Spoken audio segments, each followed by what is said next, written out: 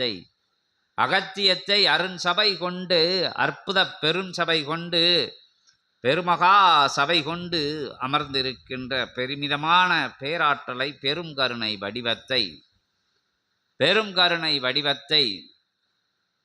அகத்தியம் நிறைந்து திருமுருகப்பெருமான் திருவாயிலே இருந்து வந்திட்ட அத்தகைய சொல்லிலே அகத்தியமே ஜெயம் எனும் ஓம் அகதீஷாய நமக எனும் அற்புதமான அத்தகைய வார்த்தைகள் பிரபஞ்ச மந்திரமாக இவ்வெல்லையிலே திகழ்கிறது என்கின்ற அத்தகைய உன்னத உயர் உண்மையை உரைத்த அத்தகைய அற்புதமான அத்தகைய மொழிகளை அகத்தியன் வரும் வழி எங்கும் பரவ விட்டு அற்புதமாக அத்தகைய நிலைகளை ஆனந்தமயமான அற்புதமயமான அகத்திய கோஷத்தினை சூட்சமமாக ஒலிக்கச் செய்து பேராற்றல் மிக்க பெருமுனியே வருக, பெரும் சபை அமர்ந்திட்டவனே வருக, நற்சபை பொற்சபை பொன்னம்பல மகாசபை கொடுத்தவனே வருக, இறை சபையில் அமர்ந்து இறையாய் அமர்ந்து இறை மகா ஆற்றல் அமர்ந்திருக்க இறையாட்சி செய்கின்ற பேராற்றலே பெருமகா சித்தனே அகத்தியமே பேராசானே வருக வருக என அற்புதமாக சங்கு நாதத்தினை 14 லோகங்களும் ஒலிக்கவிட்டு திரு பதாகையின் மூலமாக திரு முருகன் அமர்ந்திருக்கின்ற திருச்செந்திலகத்திலே இருந்து நல் உரை சொல்லதற்கு அரிய அற்புதமான இறை அருள் உரையை வழங்க உம்மை வருக வருக எம்மை ஆண்ட பெருமகனே வருக, எளியோர்களின் மனதிலே அமர்ந்திருக்கின்ற அரியோனே வருக, அரியாசனம் கொடுத்து அமரச் செய்கின்ற அற்புதனே வருக வருக முடிசூடி மகிழ்பவனே வருக முடிதனை துறந்து முடிசூடி மகிழ்ந்து அற்புதம் நிகழ்த்துகின்ற அகத்தியமே ஜகத்தியமே ஆனந்தமே வருக.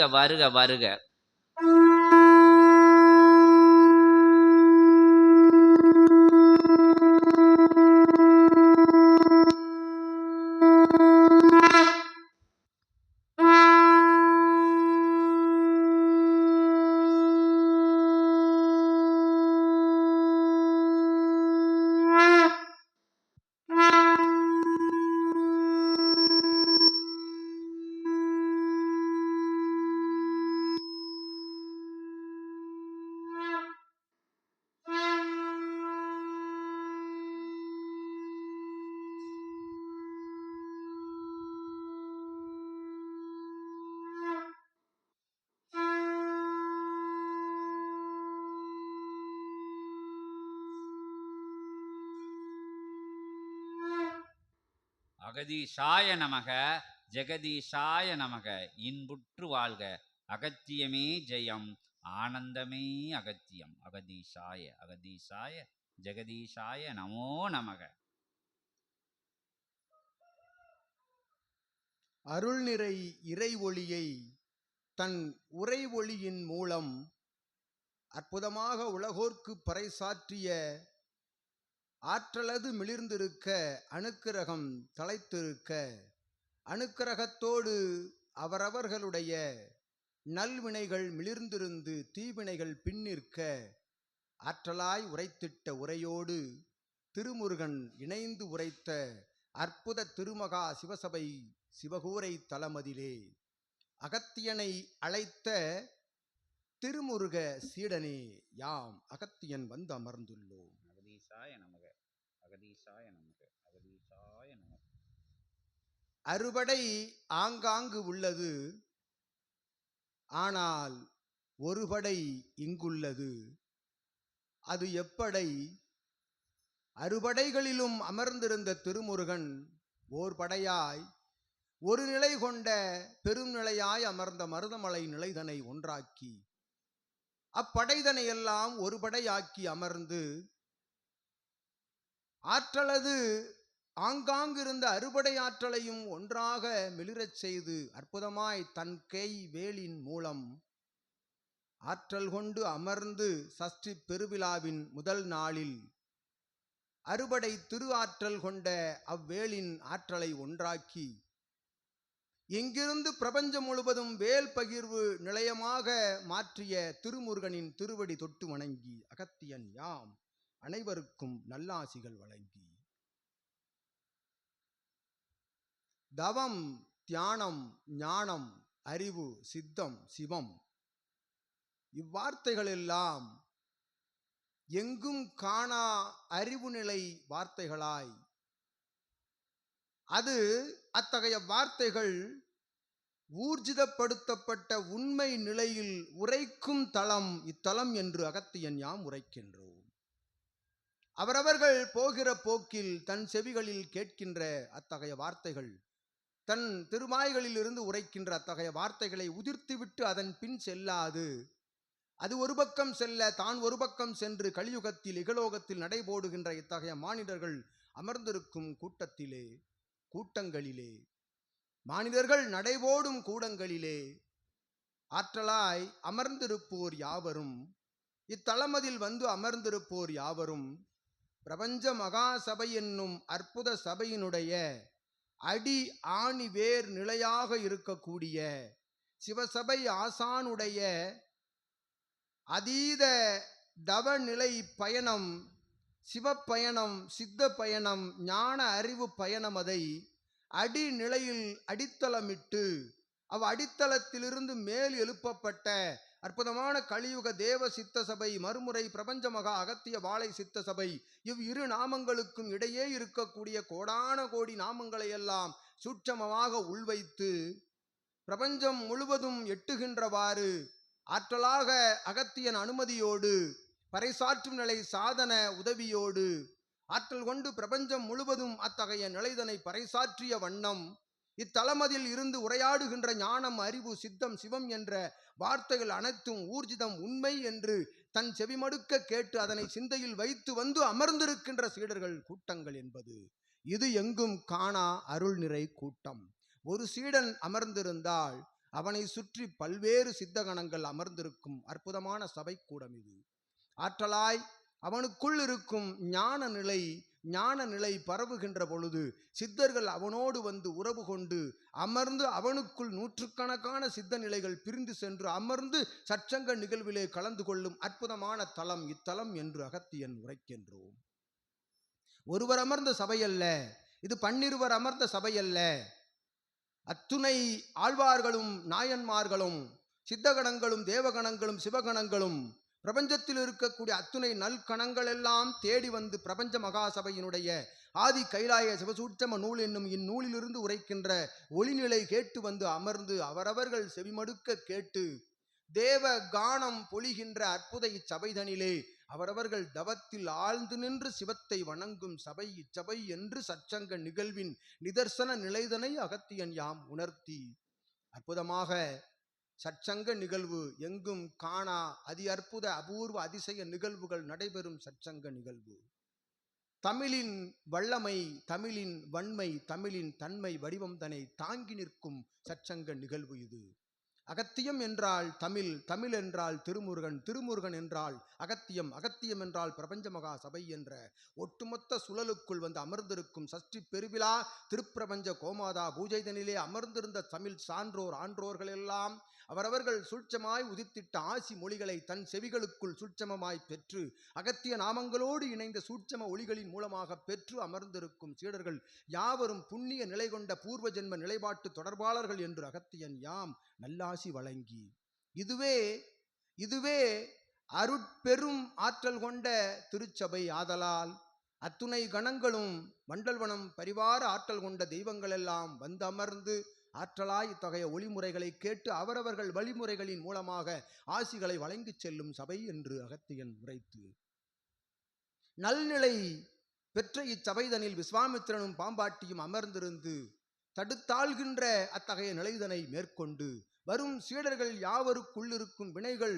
வேறறுக்கப்பட வேண்டும், அவர்கள் வினையோடு உள்வரக்கூடாது என்று விஸ்வாமித்திரனும் பாம்பாட்டியை விட விஸ்வாமித்திரன் சீற்றம் கொண்ட நிலையிலே அமர்ந்திருந்த பொழுதும் அவர்கள் அனைவரையும், விஸ்வாமித்திரனையும் பாம்பாட்டியையும் யாம் சூட்சம சொல்லின் மூலமாக அவர்களை உள்ளழைத்து அவர்களுக்குள் இருக்கும் வினைகளை விரட்டி ஞான நிலைகளை கற்றுக் கொடுக்கும் அற்புதமான இத்தகைய திருவேங்கட சபையாக விளங்கும் அற்புத சபை இது. பூலோக வைகுண்டமாக, பூலோக கைலாயமாக, பூலோக திருமுருக தலமாக அற்புத பல பரிமாண நிலைகளிலே வளர்ந்து நிற்கும் சபையாக இச்சபைதனிலே அமர்ந்திருக்கின்ற பொழுது வருவோர்களை, வினை சார்ந்தோர்களை அமர வைக்கும் ஓர்தலம் உருவாகிவிட்டது. ஒரு பரிணாமத்திலே அவர்களை அமர வைக்கின்ற ஓர்தலம் உருவாக்கப்பட்டு விட்டது. இன்றைய சஷ்டி திருநாள் முதல் என்று அகத்தியன் யாம் உரைக்கின்றோம் சித்தனே.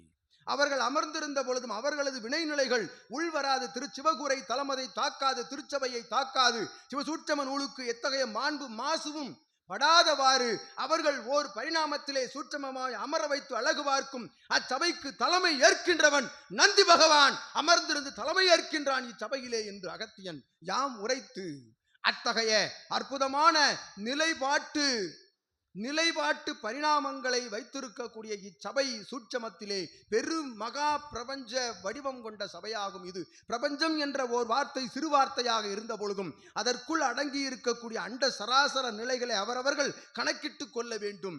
14 லோகங்களிலும் இருக்கக்கூடிய ஒவ்வொரு தலங்களிலும் பிரபஞ்ச ஆற்றல் பதிந்திருக்கின்றது.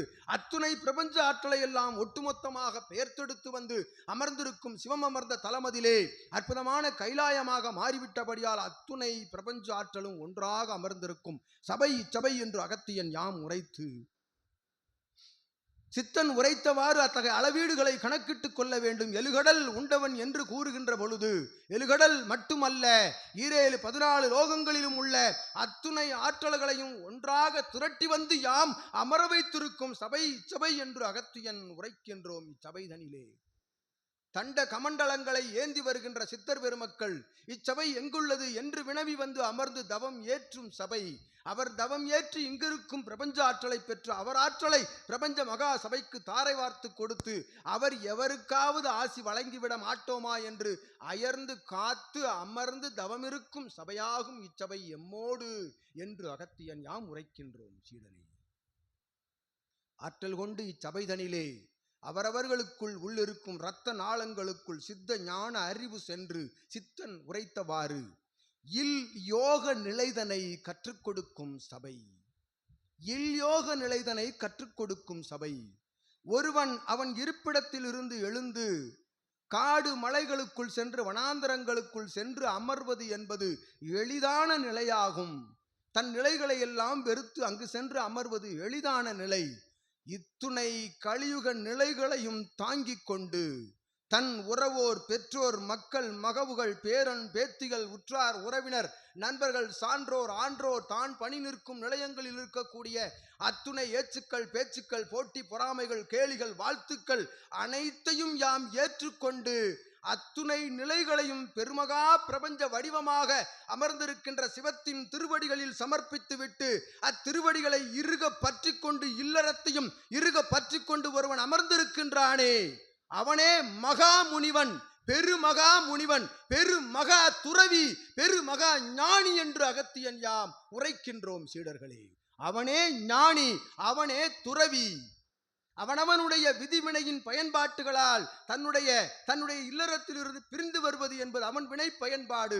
அதுகாரும் அவன் சிவத்தை இறுக பிடித்து சிவத்தோடு ஏற்படுகின்ற பயணம் என்பது ஒருபுறம் நடந்திருக்க அவன் இது போன்ற பிரபஞ்ச மகா சபையோடு தொடர்பு கொண்டு அற்புதமான நல்வாழ்வினை சிவவாழ்வினை மேற்கொள்கின்றான். இது ஒருபுறம் இருந்த பொழுதும் வந்தமரும் சீடர்களுடைய இகலோக நல்வாழ்விற்கு வழிகாட்டும் முதல் சபை இச்சபை என்று அகத்தியன் யாம் உரைக்கின்றோம்.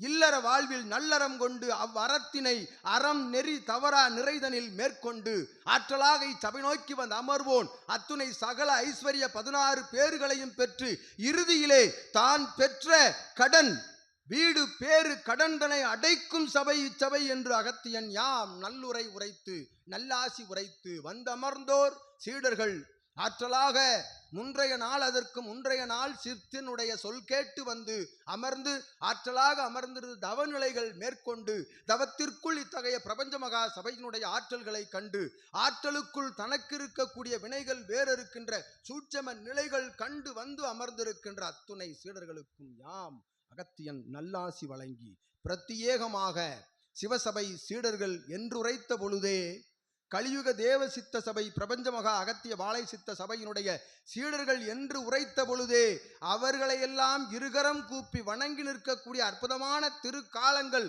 பிற்காலங்களில் வந்து சேரும் இச்சபை நோக்கி என்று அகத்தியன் யாம் உரைத்து, அச்சபையின் சீடர்களை வணங்குவது அகத்தியனை வணங்குவது போல், அச்சபையின் ஆசானை வணங்குவது போல், சிவத்தை வணங்குவது போல் என்று அவர்கள் உள்ளூர நினைத்து வாழ்த்தி வணங்குகின்ற நிலைகளும் வரும் காலங்களில் நடைபெறும். அத்தகைய நிலைகள் வருகின்ற பொழுது தன் சிரசு தாழ்த்தி தன் அடி ஆள் நிலை மனதில் சரணாகதி என்னும் நிலைதனை மேற்கொண்டு அவருக்கு கீழ் ஒரு நிலை இறங்கி வணங்குகின்ற பொழுது உமை சிவம் தன் சிரசில் அழகு பார்ப்பார் வைத்து கங்கா நதி நீர் போல ஆற்றல் கொண்ட பிறை போல அப்பிறை போல் ஜொலிக்கின்ற அற்புதமான ஜொலிக்கும் தன்மை கொண்ட சீடனை சிவம் தலையில் வைத்து அழகு பார்க்கும் சபை என்று அகத்தியன் யாம் உரைத்து அற்புதமான ஆசிகளை தாரை வார்த்து திருமுருக பெருமானுடைய திருக்கரங்களின் மூலமாக யாம் அகத்தியன் நல்லாற்றல் கொண்ட ஆசிகள் உரைத்து அமர்ந்திருக்கின்றோம். அகத்தியன் இச்சபை மானுடன் நடத்தும் சபையல்ல, மானுடன் நடந்து அமர்ந்து உரையாடும் சபையல்ல, இது இறையோடு இறை அமர்ந்து உரையாடும் இறை சபை என்ற ஒட்டுமொத்த ஓர் நினைவுதனை தன் சிந்தனையில் தன் செவியில் ஏற்றி வந்து அமர்ந்து அற்புத சற்சங்க நிகழ்விலே அவரவர்களுக்குரிய அற்புதமான நிலைப்பாட்டு வினாக்களை தொடுக்க யாம் அகத்தியன் அமர்ந்திருக்கின்றோம்.